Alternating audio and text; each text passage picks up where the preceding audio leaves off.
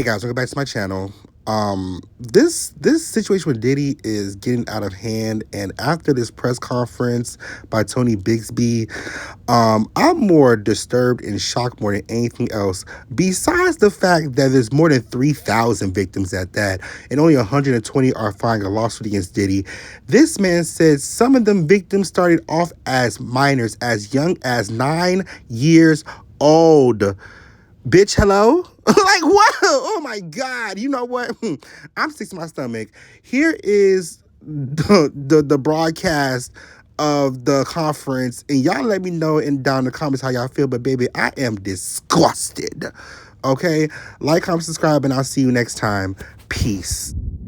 Fans will go, no matter the evidence, to the contrary, to defend celebrities they love. I mean, there's a reason for this word fans. They're fanatics. I've personally already been threatened multiple times on social media.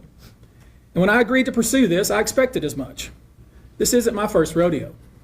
But victims who step forward to have their voices heard should not be subjected to that kind of conduct. They should not be targeted. I want to say this, and I want to be clear about it.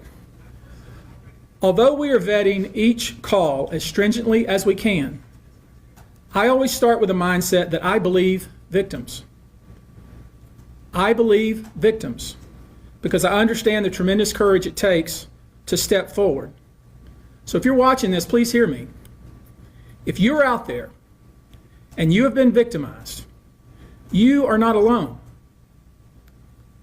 There is a great strength in numbers. You can seek redress. You can obtain justice. We can help you, and we will help you. That being said, as stated, we are vetting every call that we receive. We have had to turn away some.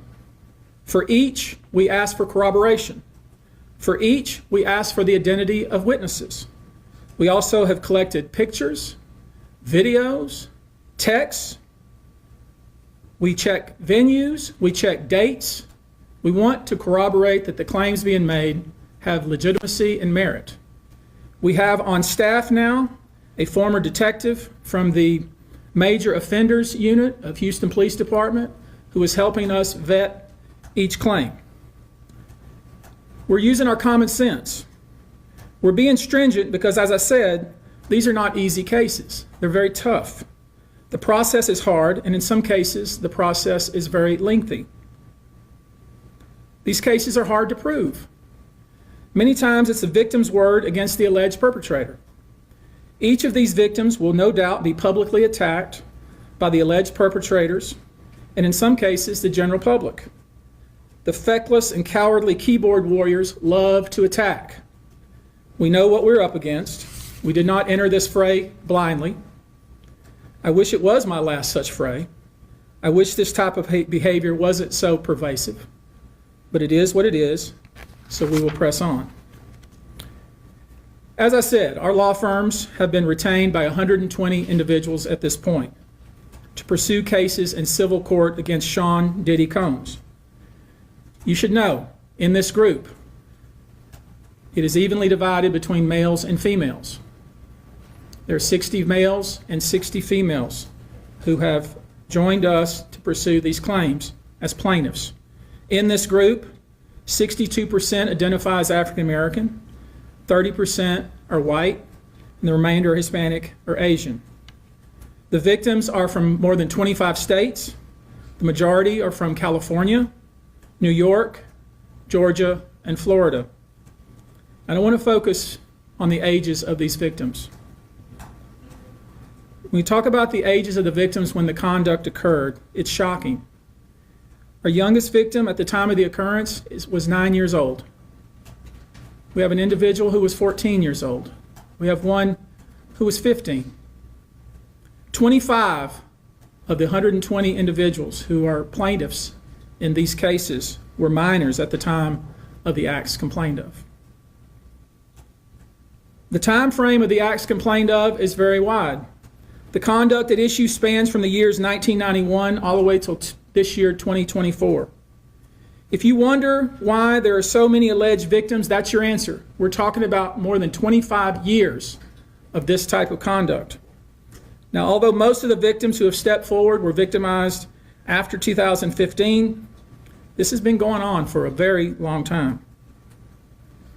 Now, when you think about the fact that some of this conduct occurred 25 years ago, and you wonder why would it take somebody so long to step forward, I want to remind you that many states in the United States have recognized that it's very difficult for a victim to step forward and to make these types of allegations when something very terrible has happened to them. I'll use New York, the state of New York, as an example. The state of New York has specific statutes in place that revive claims that are even claims that would typically be not able to be brought, that it revives such claims and they can be brought even 25 to 30 years later. Because there's a recognition there in New York and California and other states that it's very difficult for a victim to come forward. And I would respectfully suggest the only reason many of these people are coming forward because they see other victims coming forward. And it gives them some comfort that, hey, I won't be the only one. And I expect more victims will come forward. You know, there's an old saying, it says, a lie has great speed, but truth has endurance. The acts complained of in these cases that we're going to file occurred primarily in New York, either Manhattan or the Hamptons, or occurred in California, primarily in Los Angeles, or in Florida, primarily in Miami. Most of these events and incidents occurred at parties, typically after parties, or album release parties, New Year's Eve parties, 4th of July parties, something they called a puppy party, the all-white party, although several of these events occurred at auditions. Many times, especially young people wanting to break into the industry, were coerced into this type of conduct in the promise of being made a star or in the promise of having Sean Combs listen to their tape or even let them read for Sean Combs. You should know that some of this behavior occurred at well-known venues in New York City. Some of this behavior occurred at private residences of people that we all know. Some of this behavior occurred at hotels that we're all familiar with. You should know that more than 55% of the victims filed reported this conduct to either the authorities, that is the police, or to hospitals. We're in the process of collecting with our team assistants medical records, reports that were made to the authorities, and I've already said that some of the individuals in this group did in fact talk to the FBI. You should know that several of the individuals, and when I say several, I mean many, who did in fact seek medical treatment were drug tested, and drugs were found in their system, weird drugs that you probably never heard of. One in particular that continues to pop up is a drug called xylazine or trank, which based on our research is known as a horse tranquilizer. Now, there's been a lot of reports that we're filing a class action. This is not a class action. Class action is when one or two people file a case on behalf of a group of people. That's not this. These cases will be individual cases. Each case will live and die on its own merit. These cases will be filed individually, one plaintiff against whoever the defendants were involved in the case. Each case may be filed in one venue like California, another case may be filed in New York. One case may sue just Sean Combs, but multiple other people. One case may sue a range of people. I would expect most, though, to be filed, as I said, in New York and Los Angeles. Now, I know this. Many of you came here thinking or hoping or perhaps believing that I may start naming names. Well, that day will come, but it won't be today. The day will come when we will name names other than Sean Combs, and there's a lot of names. It's a long list already. And of course, I already know who some of these individuals are, but because of the nature of this case, we're going to make damn sure that we're right before we do that. But the names that we're going to name, assuming that our investigators confirm and corroborate what we've been told, are names that will shock you. These are individual cases. There are indeed other perpetrators involved. They will be revealed when that particular individual case is ready to be filed, they already know who they are. And I'm talking here about not just the cowardly but complicit bystanders. That is, those people that we know watched this behavior occur and did nothing. And I'm talking about the people that participated, encouraged it, egged it on. They know who they are. I call them the facilitators of foul play, willing participants in vile conduct. As we identify them, each will be part of this case as defendants. These defendants will not only include individuals, but would also include corporate entities who ultimately profited off of this culture and behavior. I'm looking at banks, pharmaceutical companies, hotels. We know that many of these individuals were paid cash. We know that many of these individuals involved, whether they were the ones being assaulted and abused or they're witnessing other people being assaulted and abused and then paid and threatened and told to leave. Typically paid 10 grand in cash and told to leave. And then threatened as they were leaving. So in addition to Sean Combs, you should know the defendants in these cases we're going to file will include anyone, of course, who engaged in the assault or exploitation, anyone who participated in such in any way, anyone who encouraged or facilitated this conduct, anyone who was in the room and watched it happen but made no effort to stop it, any venue or venue owner who was aware of what was going on but failed to stop it, any individual or entity who knew about the conduct and benefited from it but did nothing to report it or stop it, and any individual or entity who covered it up or helped cover it up.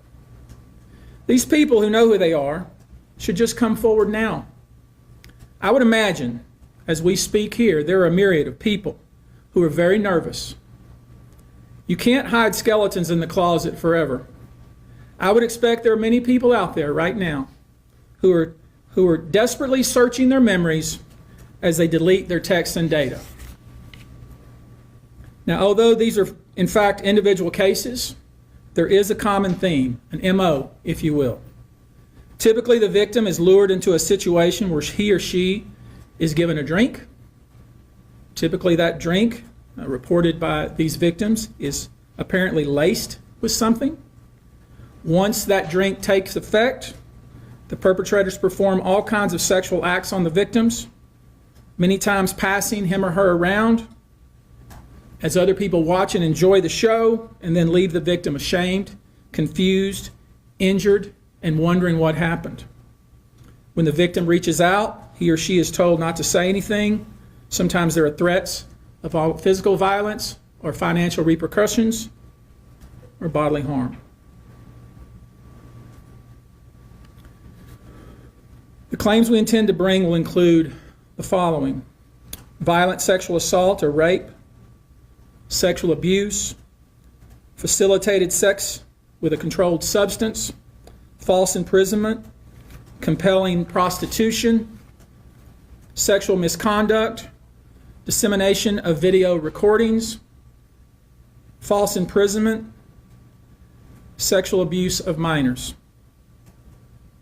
Given the large volume of cases, and given our other docket obligations, and given the fact that we want to be sure when we file these cases that they are fully vetted, I expect we'll start filing these cases against Sean Combs and other perpetrators within the next 30 days.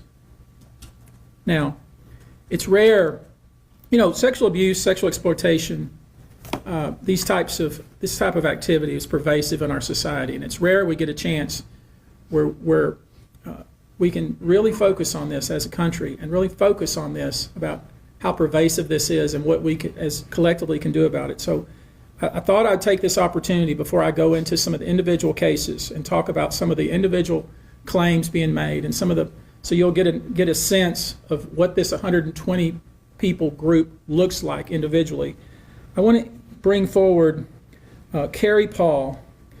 She's a national victim advocate who helps victims who have been victimized by this type of conduct.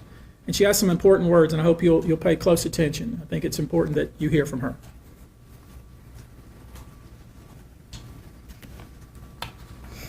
Hello, I'm Carrie Paul with the National Victim Advocate. It's not easy for any survivor to come forward. Our culture doesn't believe survivors. It blames and questions them. Instead of showing support, many choose to enable abusers. The media runs stories asking why it took so long for survivors to come forward instead of asking what barriers exist. We also don't equip law enforcement with the ability to handle sexual assault crimes. Lack of funding translates to lack of training. We have officers in the field that don't know what to say to a rape victim, and also an alarming amount of backlogged, untested rape kits. Prosecutors are focused on what they can prove in a case, and if so, how to do that at time of trial. Advocates and staff are stretched thin with growing caseloads in the criminal justice system. Most people don't know how the criminal justice works in general. There isn't enough staff or resources to adequately explain the entire process to every victim and survivor. Our culture works against victims and survivors every day, and abusers know this. Abusers work themselves into positions of power, building a public image that is trusted and financially large enough to make people look away. Abusers are unfortunately very skilled at power and control, the foundation of abuse. They seek victims who are vulnerable, such as children, their employees, and their intimate partners, all who see a different version than the public does, all who rely on the abuser in some way. And for those that do come forward and aren't believed, face questions like, are you sure it happened that way? Were you drinking? What were you wearing? All of this creates an environment that enables abusers to continue abusing them and future victims. To the survivors that have come forward despite not being believed at some point in time, your courage is like nothing we have seen before. We thank you for coming forward for yourself and all survivors. And lastly, I want all survivors that are watching this to know we believe you and we support you. Thank you.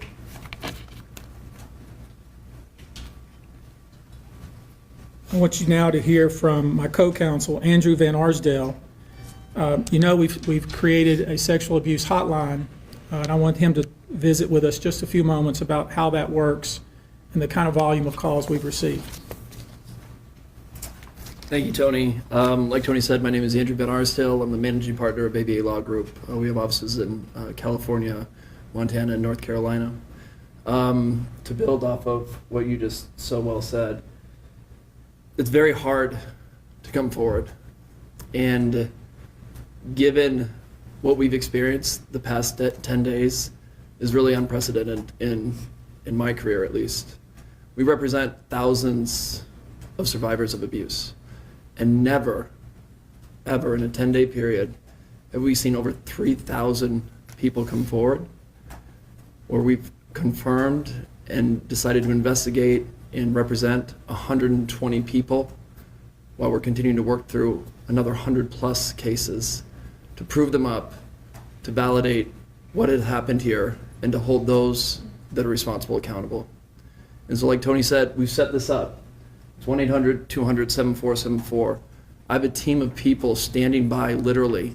If you know that this happened to someone and you have information about it, please contact us. If this happened to you, come forward. There's attorney-client privilege here. What you tell us is in confidence. Yes, we'll have to go out and build your case, but we will protect you.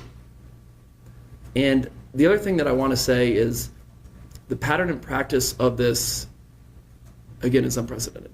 Over 30 plus years of the same sort of events happening, people thrust into the circle reportedly, and horrible things happening to them as a result. And from talking to these people that have come forward these past 10 days, I can tell you unequivocally that because the federal government did what it needed to do and indicted this man, that they put him in jail and a judge kept him in jail, they tell me directly, this validates my feelings. For so long, I thought it was my fault. What is it about me that put myself in that scenario? What was I wearing at the time? What did I do to be subjected to such horrific treatment at these people that I was trying to trust? Well, we know now it was not your fault. You were victimized by a group of powerful people that operated for 30 plus years, taking advantage of their wealth and the power that they held within the music industry. So again, thank you to every single person that has come forward and contacted our office over the past 10 days. If you or someone you know suffered the same sort of treatment, please contact us at the number behind me and we will help you. Thank you. I think it speaks to how important this issue is in the United States and frankly internationally, that we have reputable people here that want to provide kind of information that I think victims need to hear, witnesses need to hear, the public needs to hear. Let me introduce to you now Olivia Rivers from the Texas Association Against Sexual Assault, and let her visit with you a few moments about these types of cases. Thank you. Good afternoon, everyone. My name is Q Olivia Rivers. I am just served my 6th year as the board chair for the Texas Association Against Sexual Assault. I'm also the CEO for the Bridge Over Troubled Waters, which is a local rape crisis center here in the Houston area. So thank you for being here as we address these heinous crimes. Sexual assault is not just a crime of violence against the body. It's an assault on the very essence of human dignity and safety. It shatters lives, it destroys confidence, and all too often, it leaves survivors feeling like they are voiceless, isolated, and vulnerable. The reality for many survivors is that coming forward to report their assault is one of the most difficult and daunting tasks that they will ever have to do. And for some, it may take days, months, or even years to speak up, if they ever do.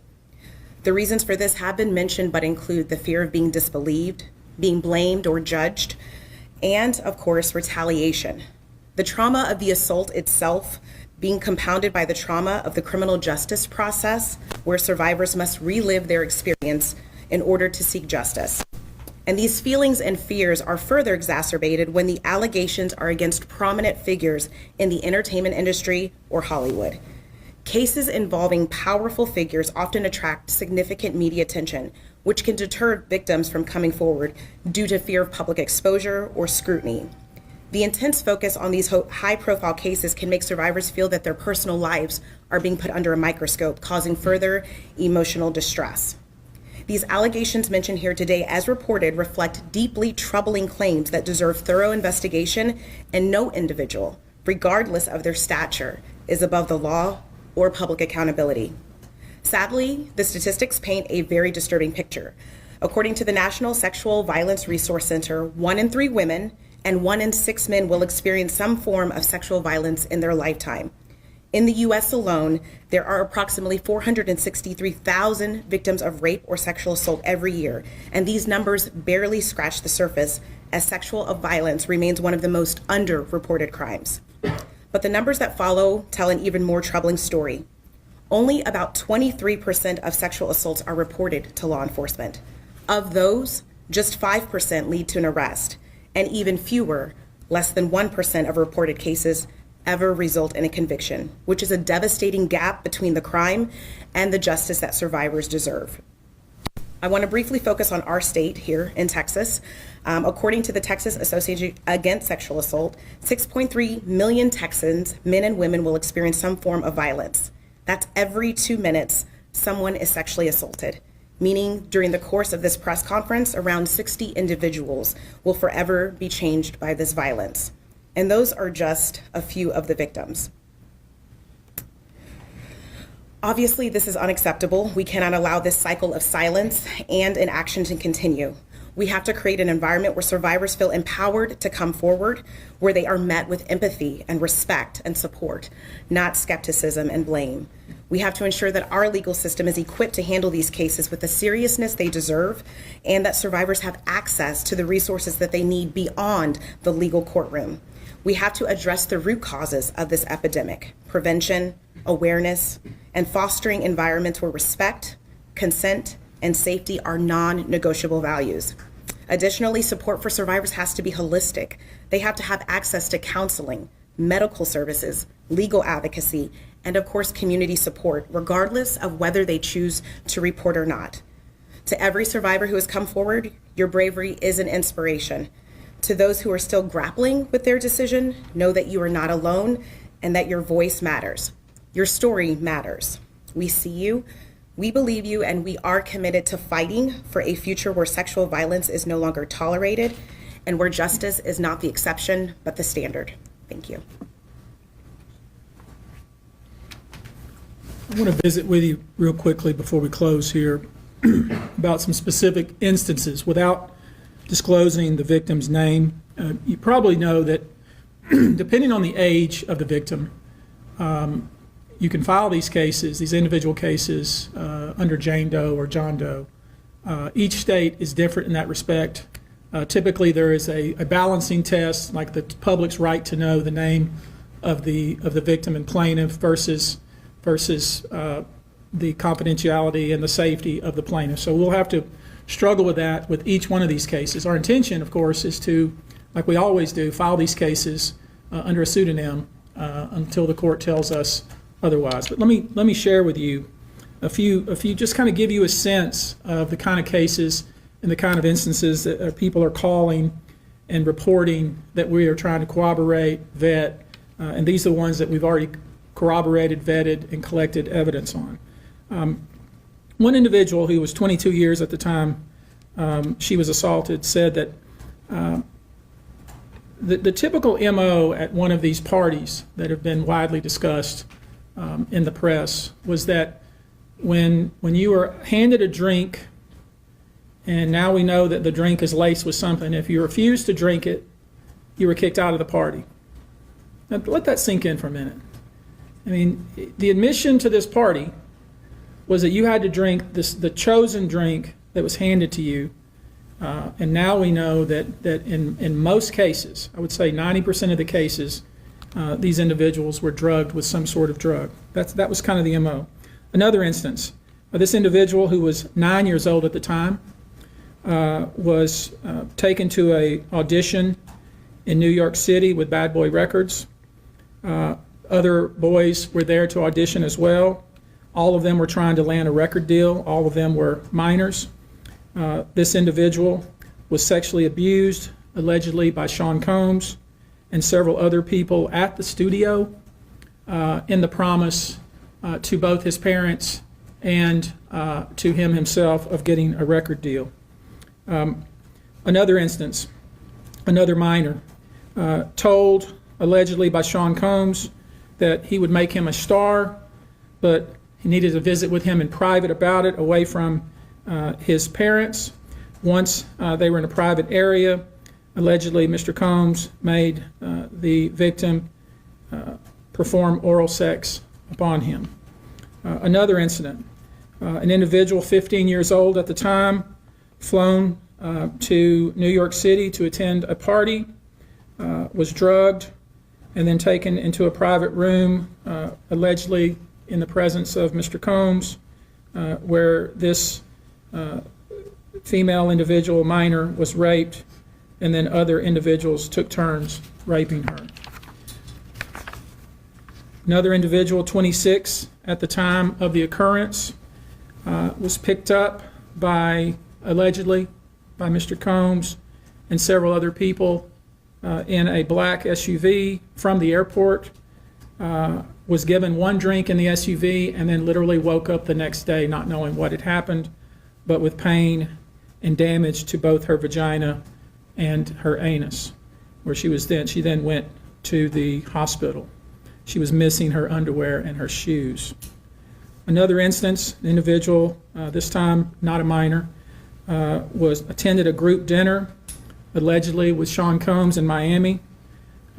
She wasn't drinking because she was pregnant, but whatever she drank at the table, apparently, at least according to her, was laced with something.